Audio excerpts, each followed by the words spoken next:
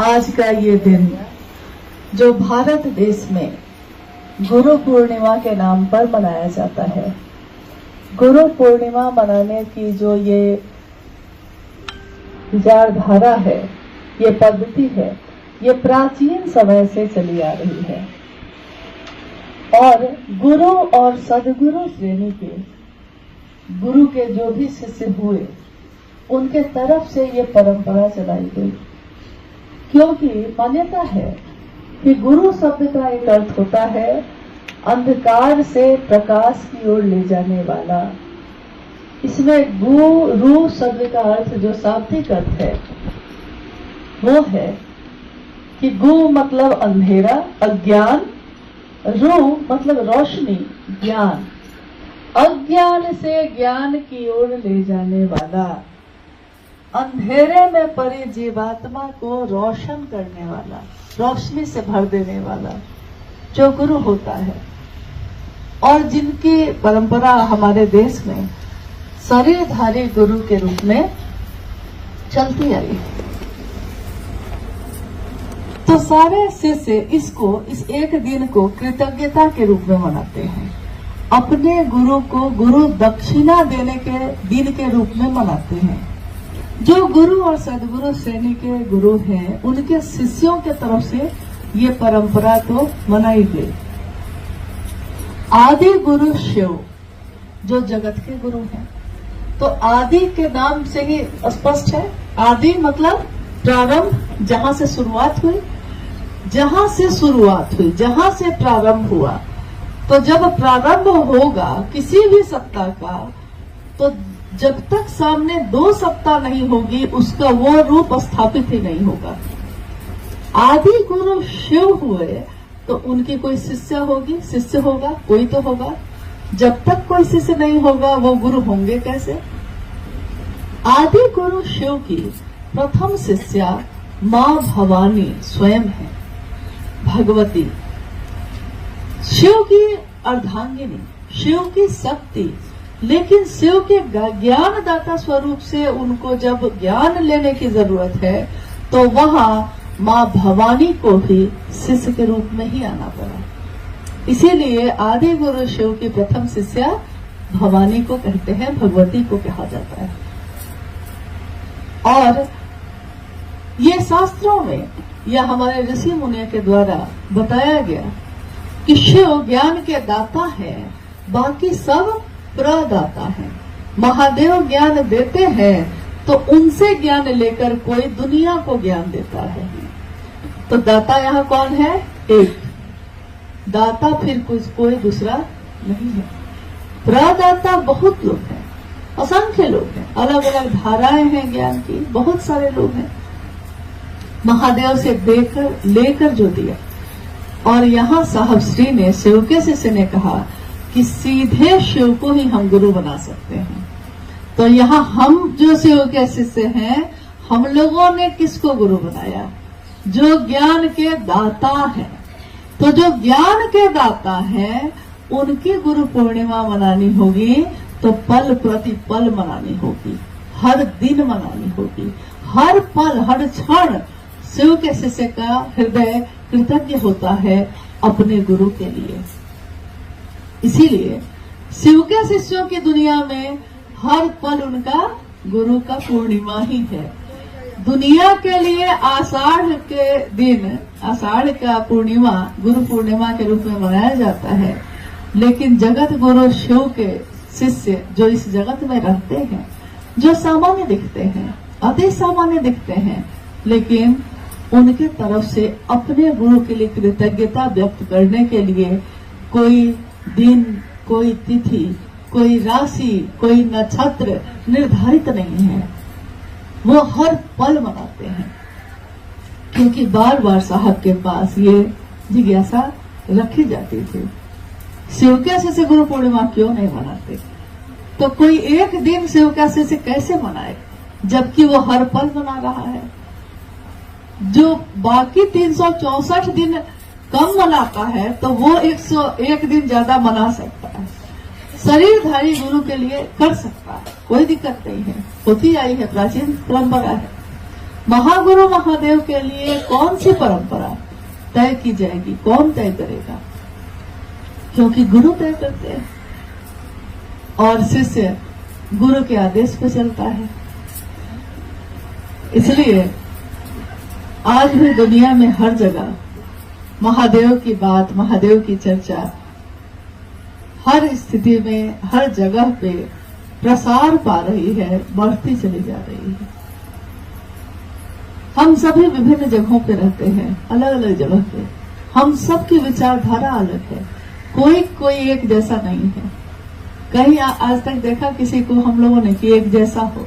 यहाँ तक कि जिस शरीर से एक बच्चे की उत्पत्ति होती है, उस शरीर का भी एक भी स्थिति उस बच्चे से भी नहीं मिलती, न उसके स्पर्श में या थंब में, अंगूठे में उसकी छाप तक एक जैसी नहीं। बाल में कहते हैं लोग कि देखने में तो सारे लोगों के बाल एक ही तरह रखते हैं, केस एक ही तरह के हैं, लेकिन इस केस में भी जो मशीन से देखा जाएगा तो सबका डीएनए अलग अलग है, सबकी रचना अलग है, एकदम अलग है। यहाँ तक कि हमने कभी गौर नहीं किया है, लेकिन हर वो चीज जो हम लोग प्रयोग करते हैं उसके अंदर और अंदर उसके ज्ञान को जानिएगा। जैसे कि हम रुद्राक्ष के दाने का धारण करते हैं, 12 दाना का करते हैं, साहब ने किया तो हम लोग भी करते हैं।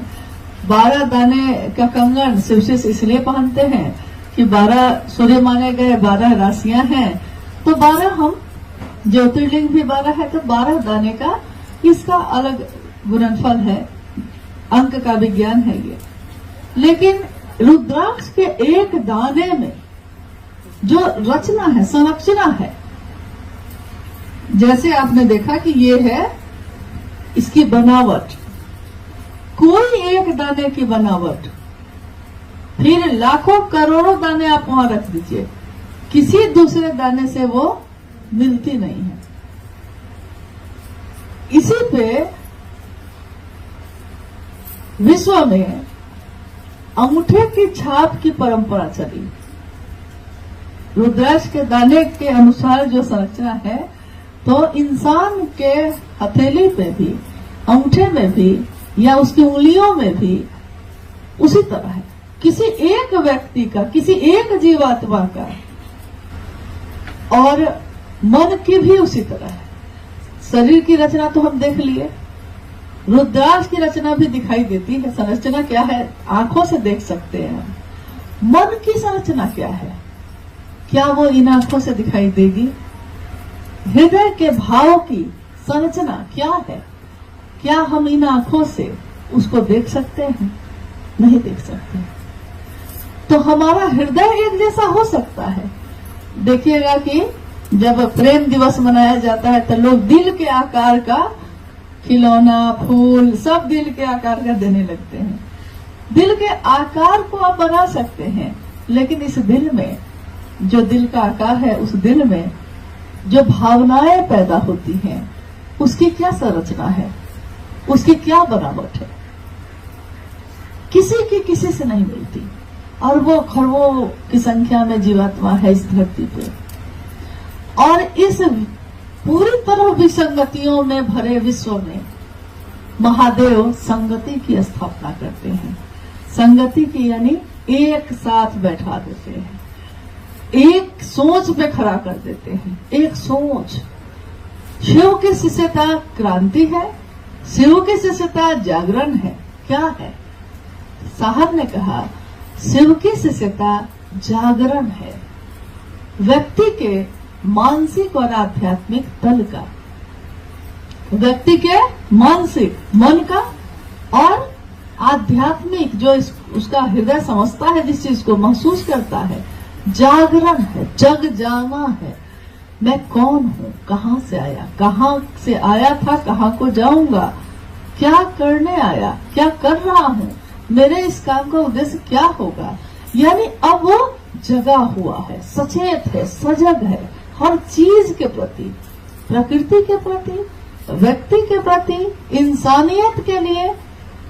इंसानियत जो इंसान में अब बहुत कम दिख रही है, लेकिन शिव का शेष अब इसके लिए जग रहा है। जीव शिव होगा, जीव होगा तब न शिव होगा।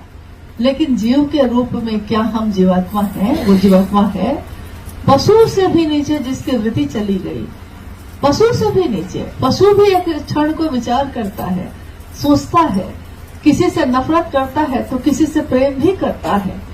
लेकिन कभी कभी इंसानों में, खबर में पढ़िएगा कि किसी न किसी की हत्या इस तरह से कर दी कि समझ में ही नहीं आया, इस तरह से क्यों की? किसी ने किसी को मानसिक और शारीरिक यातना इस तरह से दे दी कि समझ में ही नहीं आया, क्यों किया ऐसा? यानी पशु से भी नीचे की वृत्ति है।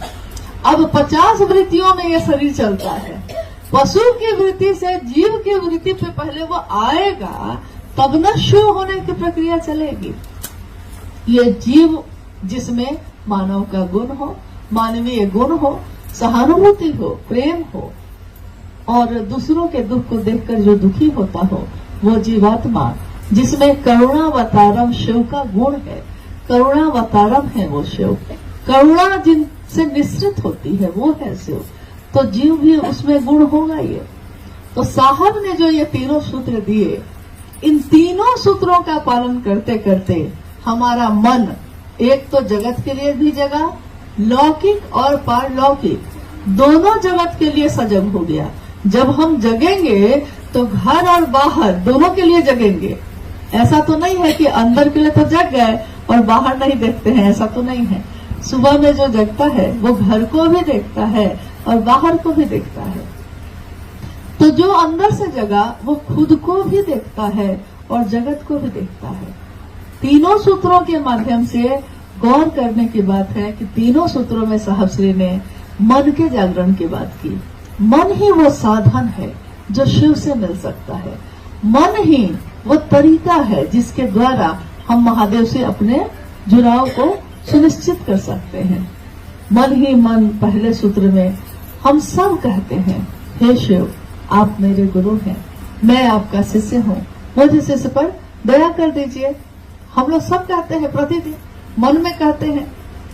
क्या हमारा मन जिस चीज के बारे में, जिस बात को बार बार दोहराता है, हमारे मन में वो कितना गहरा है?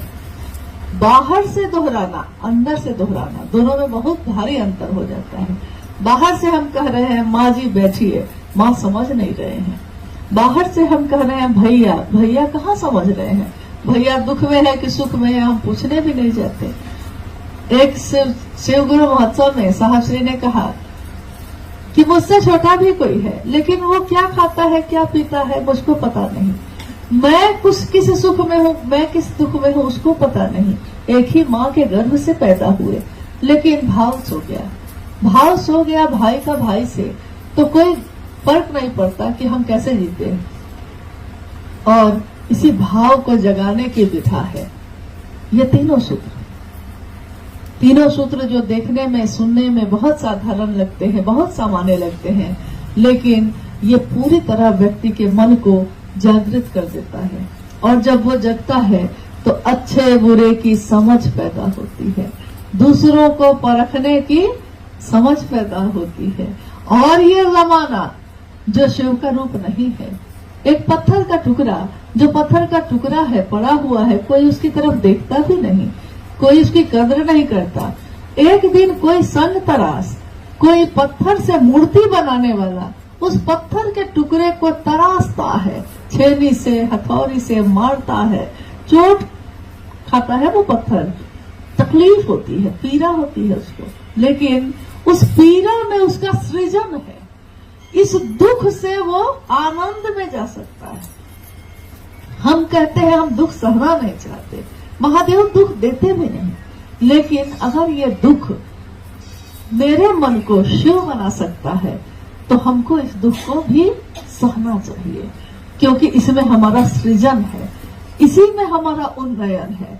कोई पत्थर भी जब हथौड़ी की चोट खाता है तब जाकर वो मूर्ति बनता है, और जब मूर्ति बनता है तो उसकी पूजा होती है। कभी जिसकी पूजा होती है पहले तो नहीं होती थी, बस उस पत्थर का आकार बदला है। तो वो पूरा का पूरा पत्थर, हम उसको कहते हैं, जिस भी देवी या देवता की मूर्ति वो है, महादेव की है, तो हम कहते हैं अब हम पत्थर नहीं कह रहे उसको, अब हम कहते हैं महादेव है। हम कह रहे नंदी है, लेकिन वो तो पहले पत्थर था। ये कैसे बना? किसी ने तरासा है इसको। और साहब श्री के लिए ये पंक्ति कितनी सटीक है। यारों, मैं इस जमाने का संग तरास हूं। जमाने का संग तरास यानी ये पूरी दुनिया, इस पूरी दुनिया का जो रूप है वो उस पूरी दुनिया के रूप को तराश रहे हैं।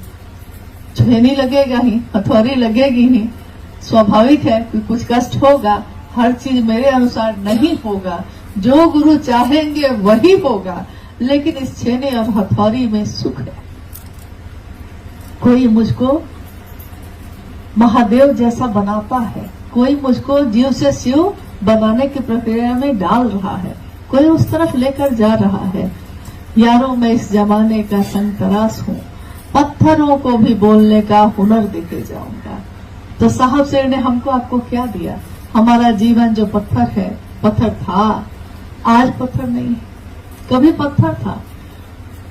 कौन क्या खाता है, कौन क्या पहनता है, किसको क्या चाहिए, सुबह से रात तक इस जीवन में यही चलता था। लेकिन आज इस जीवन में ये नहीं चलता है। आज भी हम सबकी परवाह करते हैं और भी अच्छे तरीके से करते हैं, लेकिन इस परवाह के साथ साथ उसकी भी परवाह करते हैं जो मेरे अंतस में है, जो ये चेतना है, मैं कौन हूं, कहां से आया। शिव मेरे गुरु हैं, मैंने अपने गुरु के लिए क्या किया। कोई भी शिष्य अपने गुरु की स्थापना करता है, कोई भी शिष्य अपने गुरु की महिमा का गान करता है। दुनिया महादेव महादेव करे, इसकी कोशिश करता है। साहब ने शिवरात्रि के पावन अवसर पर महादेव के सामने आरती की थाली लेकर जब वो खड़े थे, तो उन्होंने अपने गुरु महादेव से ये कहा कि मैं चाहता हूं कि ये हरा भोला हरा शिव की जो धुन बज रही है, इसकी गूंज पूरी धरती पे हो, पूरा विश्व इस गूंज से भर जाए, महादेव के नाम की गूंज हो। जहां से हम गुजरे महादेव का नाम सुनाई दे, महादेव महादेव। और साहब कह रहे हैं कि देखो ना, सब तो भजता है। अभी तो आप सुन रहे थे, कौन नहीं भजता है, काल भी जिसका नाम भजता है, शिव शिवम। ये नक्षत्र, ये राशियां, ये तत्व शिव का बनाया हुआ, हर तत्व शिव का नाम गूंज है, उसमें शिव के नाम की गूंज है। शिव शिवम गूंज रहा है ये। और मैं चाहता हूं कि हर जगह ये गूंज हो और मैं इसका साक्षी बनूं। साहब श्री की वो पंक्ति ये दर्शाती है, शरीर की मौत होती है, होगी ही होगी, जन्म हुआ है तो होगी। लेकिन वो जीवात्मा जो साहब के उस शरीर के अंदर से ये बात बोल रही है कि मैं इसका साक्षी बनूं, तो दुनिया में जहां भी महादेव के नाम की गूंज होगी, स्वयं शिव के शिष्य साहब हरिनारायण जी इसके साक्षी होंगे।